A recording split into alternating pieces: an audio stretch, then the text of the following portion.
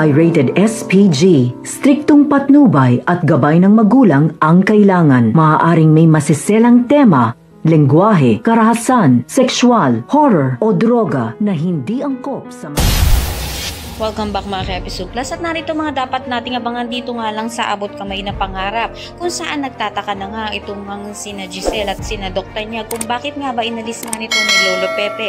Ito nga si Zoe sa pinamanahan nga nito kaya malakas na nga rin ang kanyang kumpiyansa na pag nagising na nga ito malalaman na nga nilang katotohanan kung bakit nga ba tinanggalan nga ng karapatan nga nito ni Lolo Pepe itong si Zoe na malaking posibilidad na mapatunayan na nga niya na tama ang kutob nga niya na may kinalaman nga ang mag-ina sa nangyari sa kanyang ama.